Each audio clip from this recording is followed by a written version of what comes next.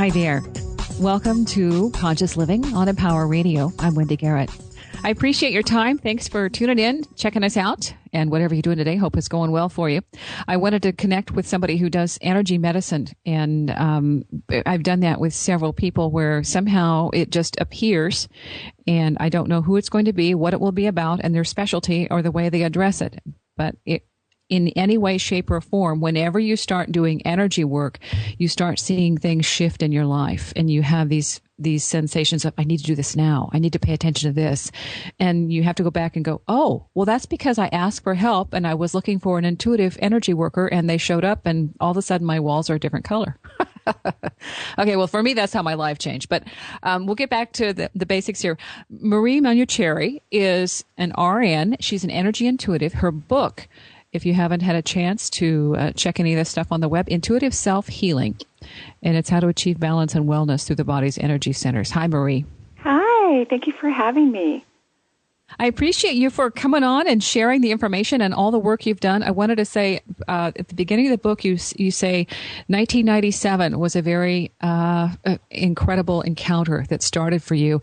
That's the same year that I began working with my nightlight stuff. So I think it's so fascinating that for a lot of us that there are some common triggers and common bookmarks that we have changed our life path and started looking at new directions. Can you share that initial thing? Because I think that's a great way to start your book. It's like, oh, yay! Yeah, well, I was very blessed to be raised extremely holistically and to be open to spirituality. So I'd read a lot of books in my early teens, like Seth Speaks, which is more popular now than I think it was in the 70s. And yes, yeah. And so I was prepared for whatever happened in the late 90s for me, but not. I didn't have an awareness that it was going to happen. I was married. I have 3 children. My ex-husband's an engineer. I was an RN. I still am an RN, actually. And I began to have multisensory experiences. A few years prior, I was actually having physical symptoms. I was having tachycardia, and my heart was racing terribly. And I even went to a cardiologist who actually thought I had a mitral valve prolapse. And so I underwent a bunch of tests, and it turned out I did not. And so he said, it was my biorhythms. That's when I changed to the oncology floor in the hospital, which I loved, by the way, surprisingly, raised so holistically. It was just odd that I loved nursing and one of the most toxic areas of conventional medicine as well. But 2 years after that, the tachycardia came back, and I knew I wasn't physically ill, so I started meditating, something that I still don't do very often. It's not I love it when I get there, but it's kind of hard to get me there, so to speak. But that's what triggered all these multisensory experiences for me. I joined 2 groups, and I began to see and hear things daily that were that nobody else was seeing, actually. And one of them was this actually gorgeous blue etheric ball that was like spinning in my lower abdomen. And I actually had almost like a little camera that would come down through my forehead, drop inside my body. I mean, that's the only way I can describe it. I didn't actually see a camera, but I had like full vision of my internal organs and my aorta, my fallopian tubes, how the blood was pulsating through my body. And so even though all that was happening, whether I was meditating or not, so eyes wide open, and I could see all these odd things happening inside and outside of me, I eventually went to my nurse supervisor because I was a charge nurse most days that I worked in. I was very worried that I would be watching these odd things happening around me and I wouldn't respond in an emergency because most of our patients were incredibly ill. And I fully expected to get a psych eval or be ordered to have a psych eval and to get suspended, because that's exactly what I would have done if I was the nurse supervisor. And to my shock and surprise and delight, later it was delight, it was just a shock and surprise, she told me that she thought I was seeing energy and that I needed to start laying my hands on our patients. And she talked about chakras and hands-on healing, and somehow in all the spiritual reading I had done as a younger person and through my early adult years, I had missed the whole thing about chakras and energy medicine. It just wasn't in whatever I'd read. And about 3 days later, because I could think of nothing else but what she had said to me in this really adorable office with a fountain and a picture of an angel that I'd never noticed before, and I'd been in her office many, many times, I laid my hands on a patient with intention, and I saw the entire chakra system, and the woman's organs spoke to me, and I had an awareness of her history, her health history, her emotional history, which is most important in energy medicine from my perspective, and why she had gotten sick, and things of that nature. So that's kind of how it all started for me. Well, I think part of that, though, is so fascinating that you were experiencing things that you couldn't really put into words. It's just like an overflow, somebody downloading or giving you this information. Do you have a trigger or a source? How did you connect that? Yeah, honestly, I think what triggered me, besides the meditation, is right around that same time I asked myself some internal questions. I think there are a lot of people on the planet who are very intuitive. I think everyone's gifted and talented. I truly believe that. And when you're empathic, when you have a strong empathic nature, many people, like myself, the way I used to be, is I would always seek outside myself. I was always, interested or plugged into other people. And right around the time that I was meditating, I started to plug into myself. I started to ask myself personal questions. And I think the trigger to gain more downloads or information is to have an intimate relationship with yourself, especially if you have those qualities. Then you get more information about other people. So I asked myself like 3 important questions. Why am I an oncology nurse? Because I was raised so holistically. And was I in love with my husband, and am I happy? And the funny thing is, when I asked myself those questions, which surprisingly I hadn't asked myself those in a while, apparently, I didn't know the answer. And I think that was kind of the beginning of, oh my God, I don't even know if I'm happy, So I think that was the trigger, just the curiosity of my own self-care and self-appreciation, I think opened up many doorways for me personally. Well, I know part of it for me when these things were happening was this overwhelming sense of connection. And I mean overwhelming because it's this awesome, awful, as in awe, A-W-E, full, F-U-L-L. And it's just such a fantastic sensation of being connected with everything, and yet having nowhere to go with it, and nothing, comes to mind of, well, how do I use this? This isn't like a new job thing. It's like a new awareness, and it takes you out of everything that everybody else considers normal. Right. So, you're going back into nursing with these kinds of daily work, doing your thing with these kinds of awarenesses. And it was great that your supervisor said, all right, start this. But how did that feel as you began to do the hands-on? Well, I was scared. I didn't even tell my then husband, about what was going on with me. I told the people in the meditation groups who all thought it was great and amazing and were very supportive and taught me things. Go for it. Yeah, right. Yeah. Every time I'd have a meditation, they go, oh my God, that's a spirit guide. And I'm like, what? So they were incredibly helpful. But I was so supported because luckily, even though I'd had no training, I'm primarily a self-taught, energy person. The patients would at least have a reduction in their pain or their anxiety, or they would feel peace. And so they would, ask me to come back. And eventually even some physicians would order me to work on their patients if they would come to me and go, hey, you should go do whatever that thing is that you do, to Mrs. Jones again. She really wants you to go back and do it. And if I would say I'm too busy, they would actually write an order, to do therapeutic touch, and then I would be obligated under my state license to go follow the order. So I touched hundreds of patients in about a year and a half time because I was actually kind of addicted to the experience. And when I worked as a charge nurse, I didn't have my own patient load, so I wasn't intimately aware of their chart. I would go into patients' rooms that I wasn't assigned to, lay hands on them. I only had one person say no to me in the year and a half to 2 years. I don't really remember the exact timetable that I laid hands on patients. And then I would go out and read their charts. So the hospital really was a training ground for me where I could take the visualizations and the auditory and, kind of feeling sensations and then go look at the chart. And I was then able to create a dictionary in my brain about what energy medicine means to me, metaphorically and intuitively, and then compare it to the conventional medicine chart. Okay, and I think this is really important. So anybody who's listening right now, if you're listening right now and you've gone to all these classes and all these seminars and all these how-tos, the real crucial thing about this is all of those seminars and all of the instructions from everybody else, they're fabulous. But what really connects is when you determine from within how it works for you. It may work better if you integrate your own way of doing it than anybody else's, and yours may be entirely different and yet effective. And that, I think, is what frightens people, is that they don't trust their inner knowing. And that's right. right now you're demonstrating how effective it is to have that awareness, have that access, and for you, the earlier learning in your lifetime to say, okay, I know this, but how does it work for me? How can I use this? And then you did the homework. Right, right. And, I mentor people in the field of energy medicine, and I don't teach a modality.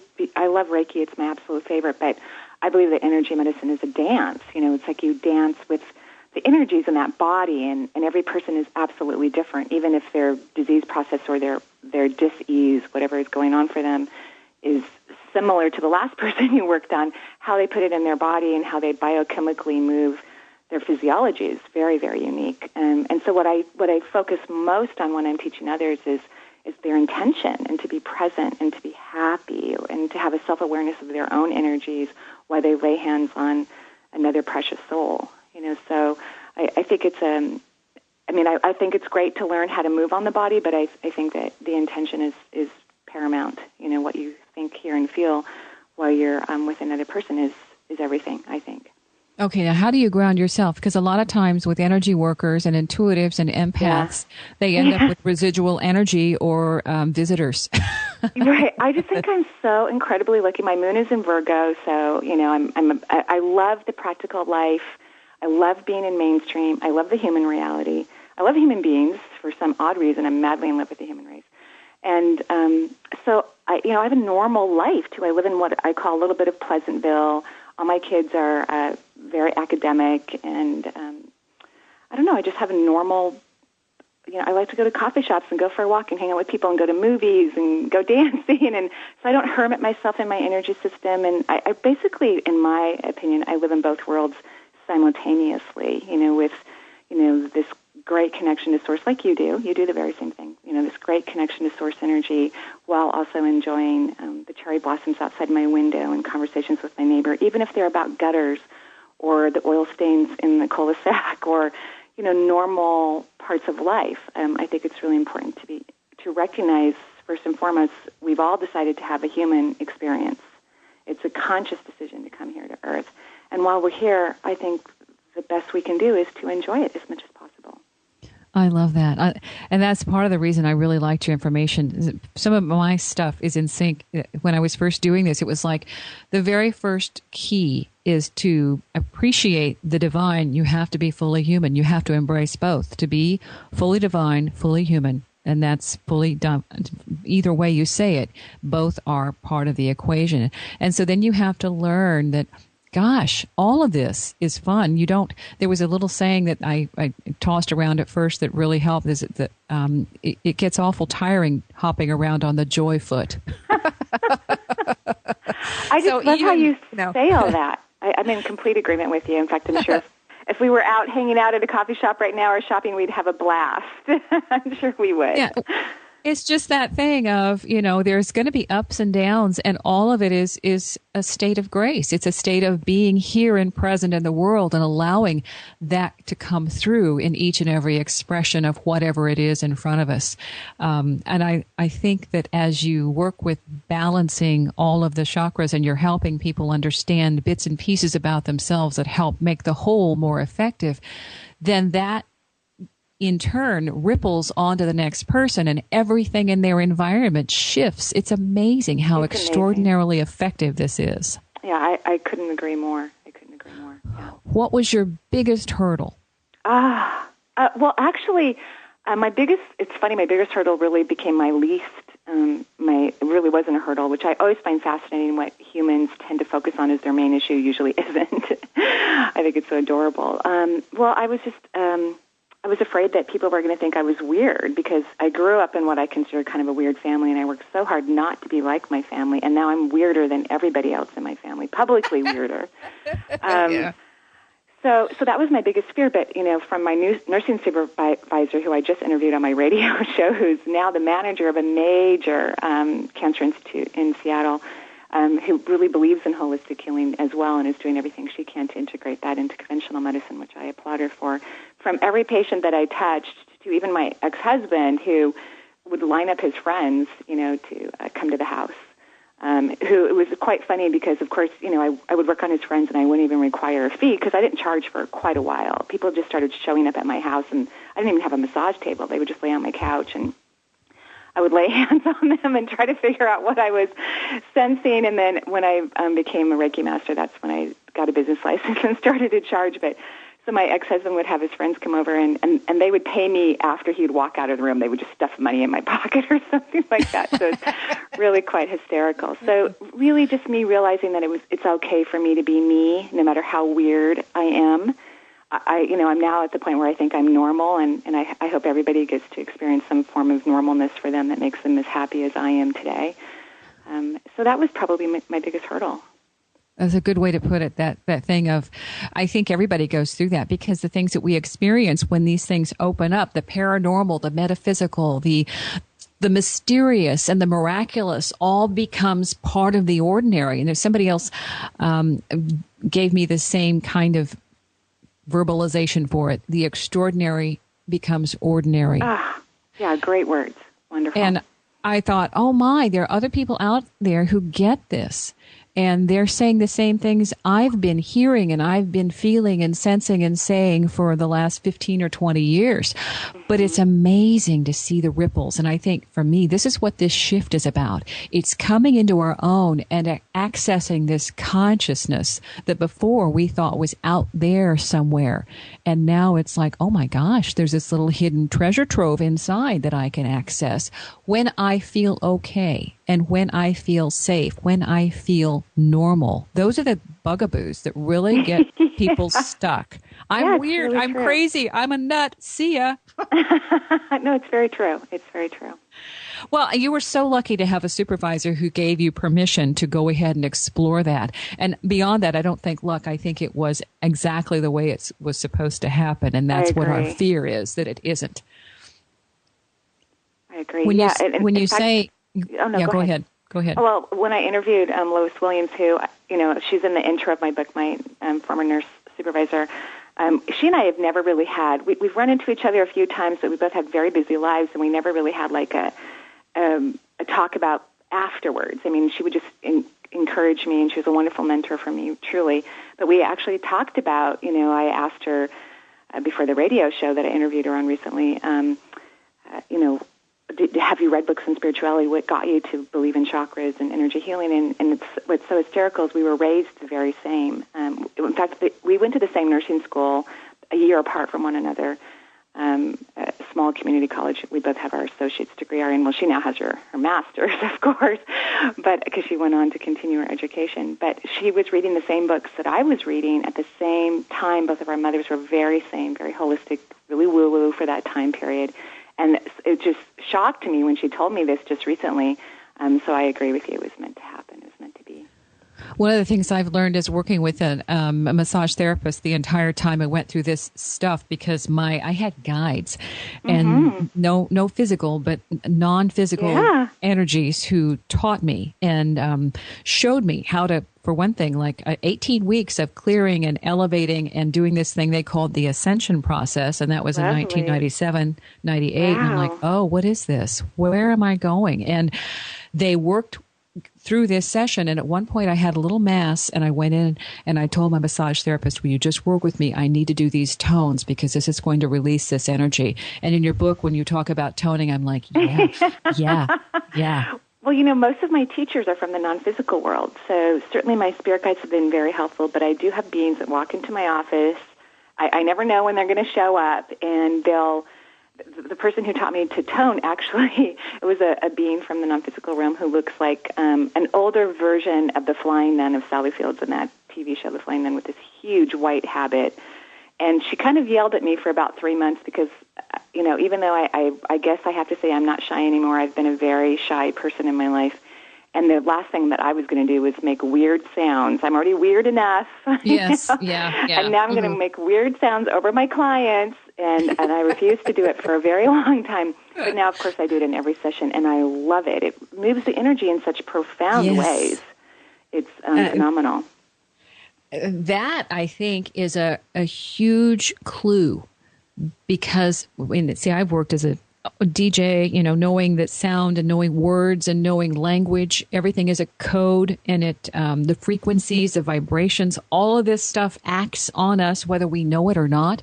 So in our environment, what we listen to, what we hear, all of those sounds are constantly playing this little orchestra in the background, telling us whether we're in sync or not, or giving us that.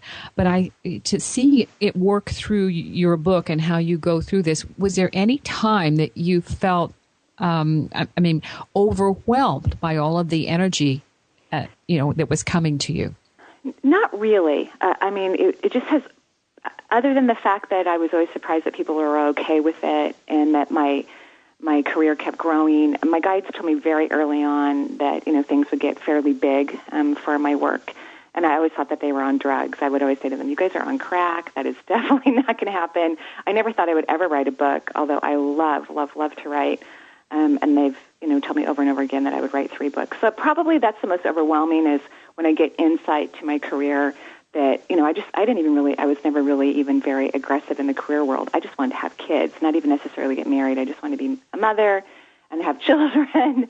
And so to have a career that I am so impassioned about and so driven, that has been, a little scary and a little odd, but everything turns out better than I could have imagined. So I'm incredibly grateful. I vouch for the scary odd. Well, it's an extraordinary thing to connect to this and to have it be so real and not to be able to share it or have other people see the same thing. But the challenge is to say, okay, I know you can't see it, but maybe I can flesh it out enough or give you some signposts so that if it does appear for you and it needs to appear in a different way, you won't be frightened by it. Yeah. Well, I'm just very lucky with my clients. I see things that are accurate for them, and even whether it's a health process or a marriage, or I can see people's childhood. I can, of course, see past lives. And their wounds and their health diseases or history. And so I think that's what makes it validating for the people that come see me, because there's things, I don't want to know anything about a client before they come to see me. So I go in cold, which is really funny about the first story in my book, because I put out 7 stories, each about a chakra, a real client story, and more than half of the names in the book, the first names that I use in the book, are the real clients' names. And in the first story, I talk about Tom, and I didn't know he was sick, actually. I knew nothing about him, and I talk about how he had stage 4 colon cancer, actually, and I had no idea he was that ill. And I remember standing in my office, and he's asking me before he even gets on the table if he's okay, and I'm scanning his body, and I can see some, stagnant heavy energy in his pelvis, but that's about it. And I'm like, yeah, from what I can see, you're fine. And then he tells me that his doctors have only given him months to live, and that, that he's dying, basically. And he'd been sick for 5 years. He was diagnosed. So he'd already outlived the doctor's prognosis. He'd already outlived originally, yeah. And he had already had major surgery initially, but he didn't have a colostomy or anything like that. And when I laid hands on him, I just kept seeing more surgery, which is exactly what he wanted, but his physicians didn't want to because they said it was going to spread the cancer. But by that, when I had my hands on him, I could see the cancer was already in his liver, it was in his lungs, and I encouraged the surgery. And so he did have more surgery, ended up with a colostomy, and lived, I think it was almost 6 years later, more. And what he told me is that I was the first person who gave him hope that he wasn't going to die. I just didn't see that it was his time at that moment. I was very surprised that I couldn't see that he was sick and shocked by that, because that's not the norm for me. But what I know more and more is that I get to share and feel what is in the highest good for that person. Yes. It may not be what my linear mind thinks needs to be shared, but it's what that person needs at the time, and that's what he needed, was to know that he was going to be okay. And during the production of the book, he actually did pass away. So he's now on the other side. The great thing is that I had sent him the chapter to this book, probably a couple years before I even got a publisher, and he had read it and given it its blessing. So I feel very blessed that his family allowed me to put his story in the book. Excellent. Yeah, well, and I like that because that starts with that grounding thing, that even though people might be going through a time of transition, the best thing about that, the message is, fully ground yourself, fully make peace with all of those issues and those people and those emotions in your life, because it gives you a better framework, a better foundation for the next dimension. That's the way I put it.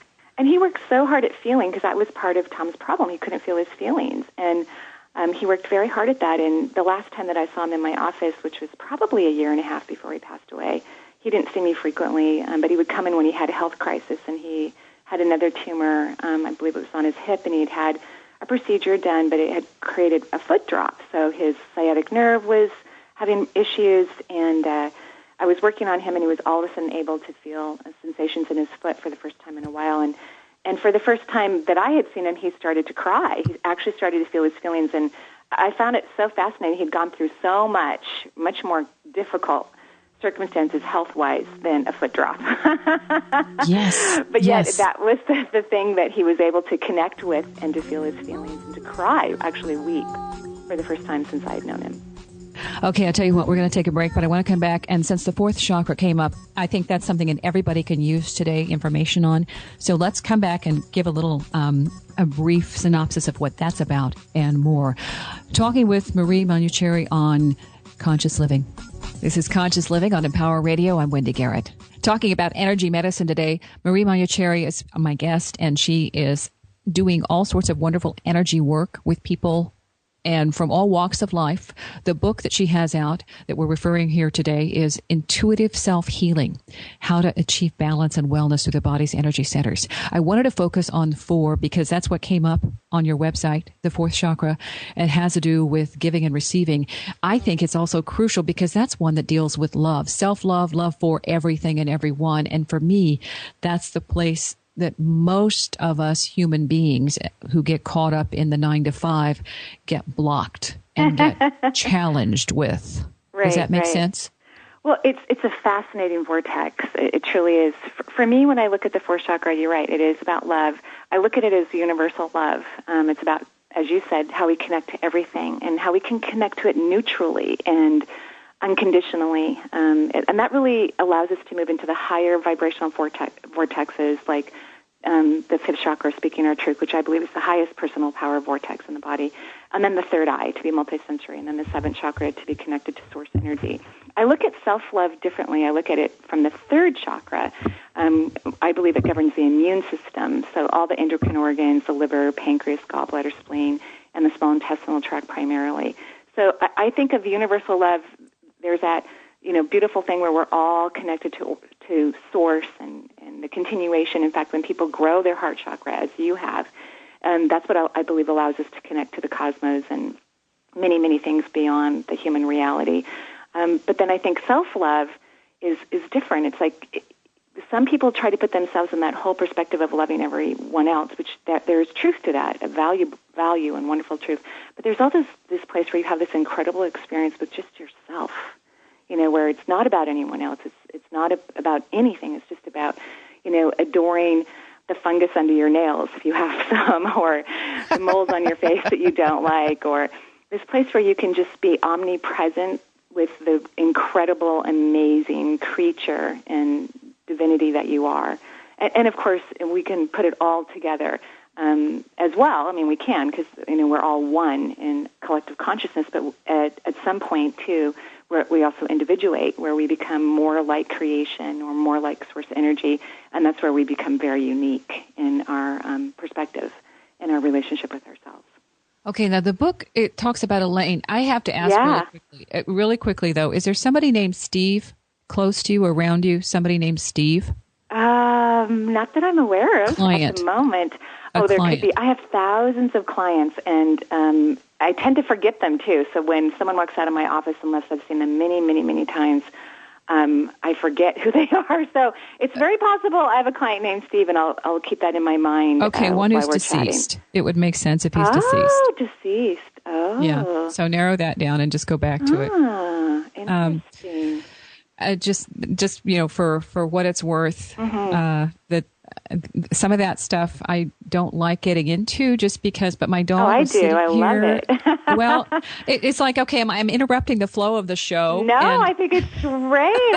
I've been a medium for a long time, and I love anything to do with the other side, and and Okay. dead people. Well, there's somebody, the name I keep getting is Steve, and Wow. would like to make a connection with you. Wow. It kind of a way of empowering you to also bring forth that aspect of it, because a lot of times we ground here on this planet so well that we're stuck here. And in terms of doing this energy work, the things you are doing is helping people make a bridge to the next dimension, the next side, because they become fully integrated and fully in tune with their light body in a way that gives them an elevated status, as it were. This is not a judgmental thing. This is a way of saying you are operating at optimum capacity for your light being in this dimension, and it takes on its own essence of being able to experience an extraordinary reality where things happen that we haven't yet even been able to put into words as possibilities. And this is our potential, and you are integrating that in wonderful ways, and your colors are absolutely brilliant. So please do what you're doing and don't stop. It's like, I'm sorry to interrupt. No, I love it. Are you kidding? I'm telling you, you and I would just have a blast hanging out. No, we would. I kept saying, no. And my dog wouldn't leave me alone. No. She's like, will you please? I'm like, Yeah, I'm sure you've got some people in your office. I have no doubt about it. And, there was someone that I worked on years ago. I have no idea if he's living or not. He had some serious health issues.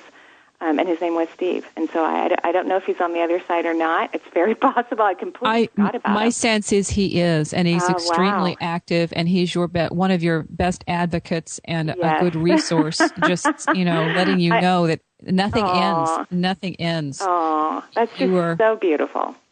So, at this point, though, with the fourth chakra, and I think that's why that's coming through. It is, it's there. It's very true because, Elaine's story, which is a fascinating story, she's been a client of mine for years, probably a decade now, and she's one of those people who is living a full, healthy life, even though she's had cancer, and she's in remission again, which is fabulous. But one of the things that she's been learning is to let go. And I would say if this is the same Steve, that was definitely one of his issues, is letting go.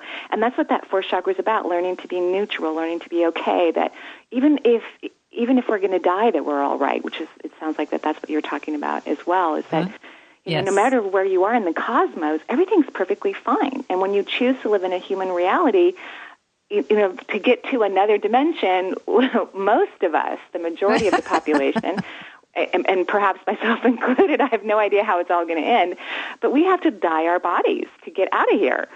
So when that happens, whenever that happens, it's a celebration, and it's beautiful, and it's amazing as well. And if we could learn to let go of that now, even if we're perfectly healthy, and to trust and have faith and to really enjoy the process, because none of us know. I tell my clients who have serious health issues, hey, I could be hit by a bus tomorrow and die way before they do. Yeah, well, what I get from my guides is a wonderful thing, because they're so humorous, and they refer to this as, when you come to our level, you just have to drop the ghost. Which is the exact opposite. You're a ghost. You're not here. You're not real. And they look at us and go, yeah, right.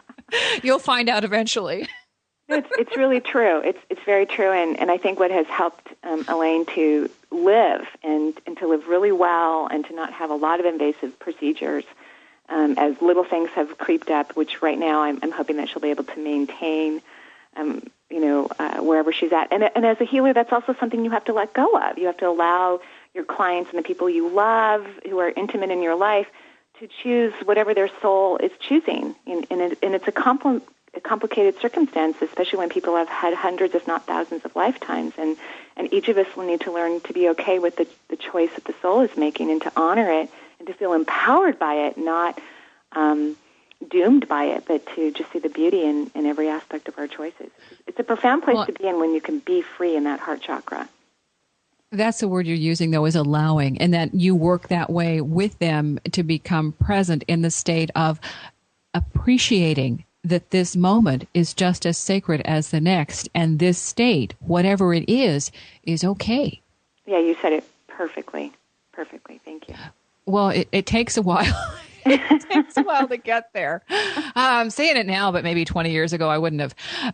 That's the whole thing, though, that we're always growing, we're learning, we're evolving, and some of this stuff, when it finally clicks, then everything else falls away. And at one point, you talked about kind of seeing through the smoke when you're doing work on somebody. Yeah. This smoke just kind of lifts or dissipates. Now, I've done that with this recently. I picked up this obsidian. I can't know what was it. I've learned that stones and rocks are really helpful for me, helpful tools. But it was a beautiful piece of, and I'm trying to remember, I had a snowflake obsidian and I had a tourmaline, a black tourmaline. But when I picked up this specific one, and I'm told not to say it because it works differently for everyone. Sure. When I picked it up, all of a sudden I could see smoke around me and just going. I had taken on this energy of a certain place to help move it through. But I couldn't just drop it, because it whenever you have something in you that resonates to the space, it's your issue that you're working on, then sometimes it will be like glue until you figure out how to, oh, whoops, that was mine, darn it. So it's a way of not projecting your stuff on others too. But that smoke just went off, and it's like, oh, I see. And it helps me appreciate the other things that are here with us in our environment and using them as tools. Yeah, when I work on people, one of the things I see is stagnant energy just, stuck in their body or their organs or their tissues. It could be connected to a childhood issue, a parent, past life, or, numerous things. And so when I'm moving universal life force energy that's not stagnant, that's more vital into their body, it kind of pushes up against the stagnant energy. And stagnant energy is actually weaker.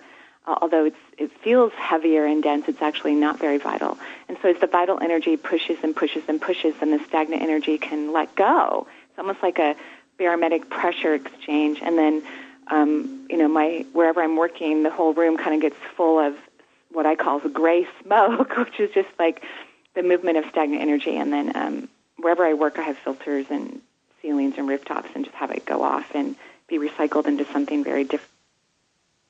I love it. From the person I'm working on. You said barometric pressure change. Yes. Oh, yes. And so I also think about that fourth chakra. One of the keys, I think, to our evolution and our wholeness for all of us is to learn to receive, to not be in fear, to realize that every moment is perfect, as you so beautifully stated a few moments ago, and to really open up the back of our heart chakra. And empathic people, which I think probably everyone who listens to your program is empathic, just like almost everyone who walks through my door is, because they're more sensitive to the energies and the cosmos, if you will. To just, without any burdens or pains or judgments or ideas how things are supposed to be, to just allow, the love of creation and as much subatomic particles as possible, because everything is energy, to move into the upper back, for us to learn to receive wholeheartedly without any expectations, and just recognize that we're all divine creatures and that we deserve all the goodness that the universe has for us at every moment. I think that's really key to vitality and healing, and you have to get out of the way to allow that to happen. You have to feel free. Well, part of that is frightening. It's frightening because, people are like, and the worst could happen, and you have to get rid of that dogma. You have to just drop that ghost, drop that, because it is unnecessary. And it's something that was programmed from the time we were little sponges and thought, okay, this is good, this good, and then other people stuff their stuff on us. And so we've got this whole mass of the barnacles, along with the good stuff that we have to work through, and becoming more accepting and appreciative of all of this stuff, and realizing there's a lot of wonder and magic happening here, and gradually bringing that to the present and bringing that to your awareness. Then you get to experience more of that, and the other just starts falling off because there's no room for it. Does that make sense? Totally. And I think what a lot of humans forget or negate or don't realize is that we already live in one of the lowest vibrational time-space realities that exists in all of the cosmos. So it doesn't get much worse than here. So if you can, connecting out to all the realities that are outside of the Earth plane is very high energy, very divine, very precious, very amazing.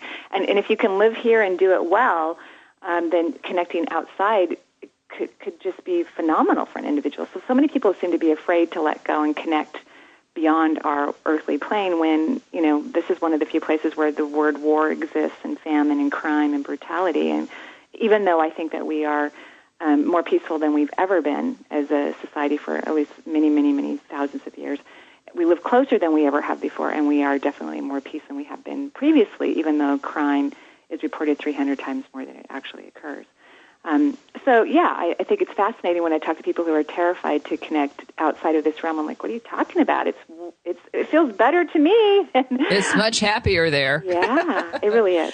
Oh, and see, that's one of my challenges, because what I experienced was so extraordinary and so beautiful and so fabulous. It's like, what am I coming back? Hello. And it's basically, I had to really consciously choose to step back in, knowing that it doesn't feel quite so good here as it does when you're in that element of just that divine soup. Well, I think one of the reasons why so many, and over 7 billion people on the planet right now, why so many beings choose to have a life on Earth is because if you can do it here in this low-dimensional vibrational space, you can do it anywhere. And about 85 years of a lifetime here equals 25 years, at least in the fifth dimension, or the heaven for our planet. And so when we're signing up, because we do consciously decide to come here, it's not a lottery where, I'm going to Earth. It's not like that. It really is a conscious decision. We go, what's 25 years? And we're in a higher place of awareness. We believe in the eternalness of life, and we know death doesn't really exist. And so then we sign up, and then we get here, we're like, well, wait a minute. Where did all that bright light, happy feeling stuff go? And then the challenge is to learn how to connect to that individually for our own joy and happiness. Well, it's really funny because you get here and you start watching the clock, and you're either watching it like, it's going to take forever, or on the flip side, dang it, I haven't had enough time. No, I got it. Just a couple more hours. Just a second. I'm not, so either, you're going, I'll never get out of this place, or I wish I could do it all over again. Well, and I think that's why we have challenges, and not everyone has health challenges. We all have challenges, whether it's our finances, our love life, our health, our life purpose. We all have things that are meant to create opportunities for us to grow and reevaluate our life so that we can experience, bliss here in the third dimensional space. And that makes it exciting when we can look at whatever it is that we believe is blocking us or is our trouble in our life, when we can learn to embrace it and see it as a beautiful tool, then we can allow true healing to occur in whatever area of our life. I love the seventh chakra, and basically to me that's the resistance and futile area, because you're going to go to spirit. I'm sorry, it's just part of this, the way it works. Right. I love that part. And so you deal with a client here, and you're talking about how to connect. Yeah, yes, dealing with a client there who was actually a mentoring student of mine. And when she came to see me, she had never actually scheduled a private session with me before, so we'd never worked together that way. But she was very intuitive and, of course, had studied different modalities, and she's a therapist as well. But she wanted to take her practice more into an energy medicine therapeutic approach. And so I was kind of surprised that she was making an appointment, because I thought, well, gosh, what, she's not getting something in the mentoring program. What the heck? And then when she came to see me, I could tell that she was just feeling all this discomfort. And I thought, well, I'm scanning her body and her processes. I'm like, well, she's not having an affair, nor is her husband, because it felt very secret, whatever it was. And I'm going through all this checklist as I'm scanning her body, trying to figure it out, which I couldn't really figure it out. And she was very upset because she was worried that she was a hypochondriac, because her body was always giving her these mixed messages. The seventh chakra governs the peripheral nervous system and all of your skin. And for years and years, she would have these very odd, uncomfortable experiences throughout her body that would require her to go to the doctor to make sure she was okay. And her mother was a hypochondriac, and she didn't want to be like her mother, and for other reasons as well. And so she came to me for that, and it was just such a beautiful, fun, loving experience where, I got to help her to just allow the divine to flow through her, and that's what was happening. She was constantly disconnecting from her divinity. And then she was having, physical sensations that were quite obvious and quite scary.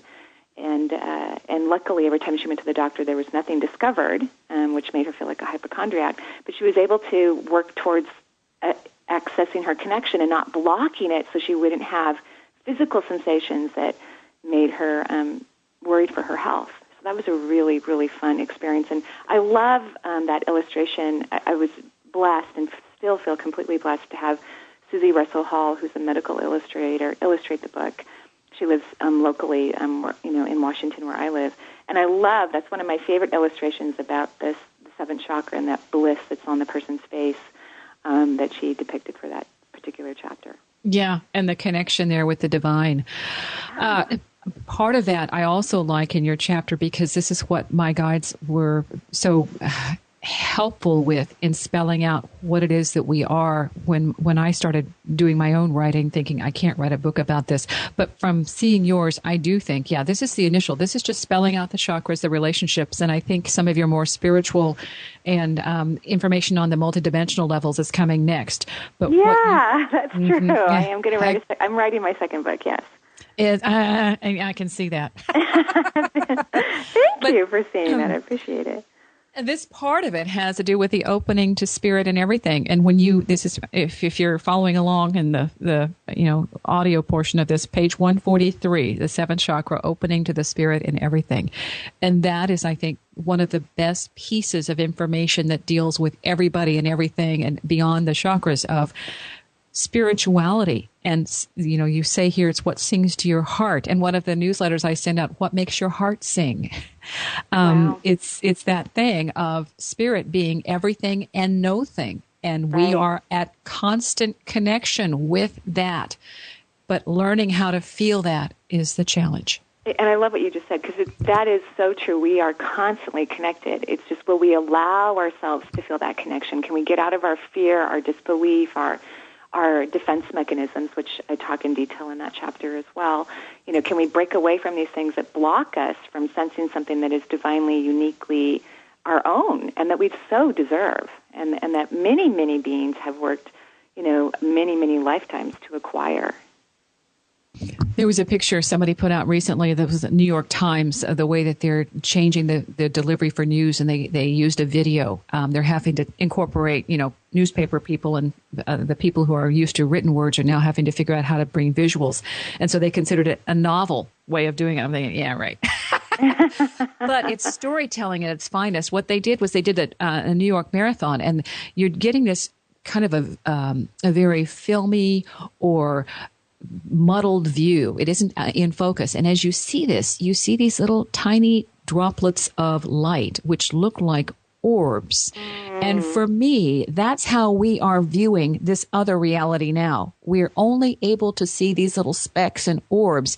And the viewpoint for that is like what you talk about in the book when NASA, chose to point the Hubble telescope at an area near the Milky Way that looked like it was empty. Right. I loved that. Mm-hmm, that's I think a wonderful analogy for this is that this is where we are right now. And just because we see nothing doesn't mean that's an accurate portrayal.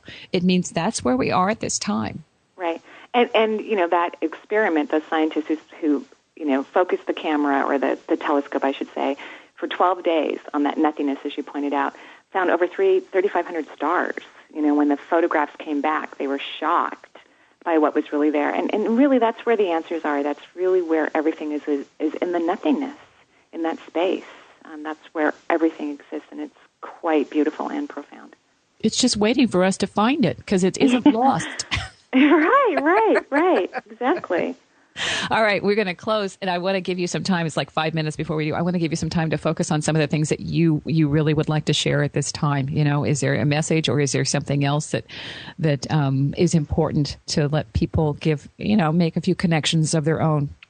Yeah, my publishers are Sounds True, which I love. They're an amazing organization, and I'm going to be doing my very first online course with them about connecting to the divine, the unseen world, coming up in April, early April. It'll be a 6-week course, an hour each, so that's kind of a fun thing. And I also created a 6-CD lesson program with them called How to Communicate with Your Spirit Guides. So that's also a very fun experience. For more information about how to connect or to feel one's divinity, those two areas could be helpful.